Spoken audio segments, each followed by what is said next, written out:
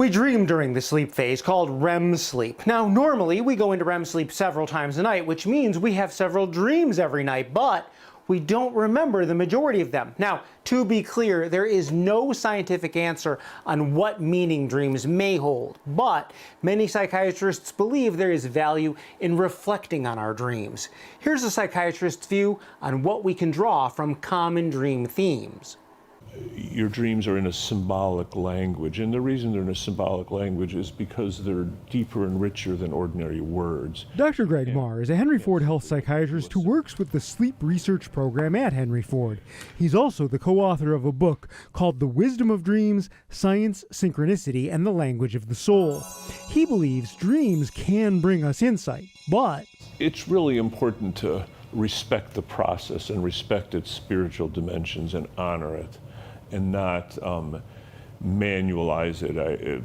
Maybe talk about it with someone that matters to you. But it does help to have some general guidelines of what it might mean. let's start with a common dream, falling. Dreams about falling are relatively common, and those sometimes have to do with losing control, either worries about losing control or internal awareness that you should let go a little bit. It's okay to fall and lose control. Here's another common one, sex or intimacy dreams.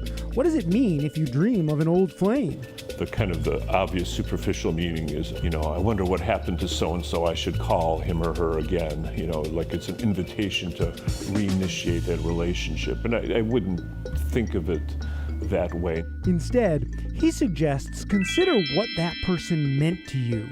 If it called up some person, it might be some traits that that person represented that you haven't thought about in a long time that you need in your life now.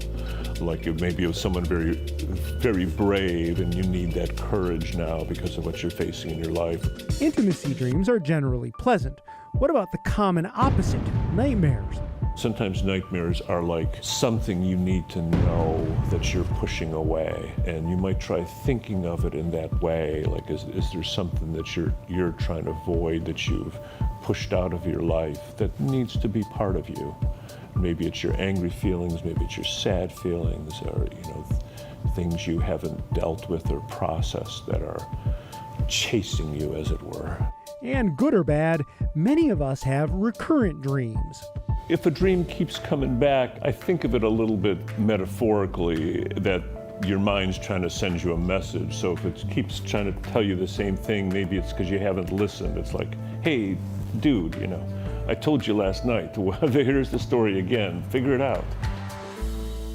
Now, Dr. Marr really encourages people not to jump to the most obvious conclusion about any given dream.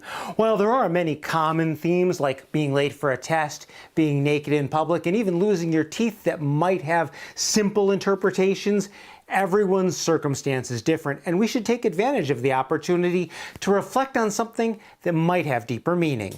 Back to you. Interesting. It's not like I can remember the dream all the time, but I can often not be able to scream when I need to. Like there's something happening and I can't that's scary. speak or scream. That's typically. I've had that happen to me before too. Did you have weird pregnancy dreams? I can't remember. I can't remember if I made I had dinner some weird yesterday. ones.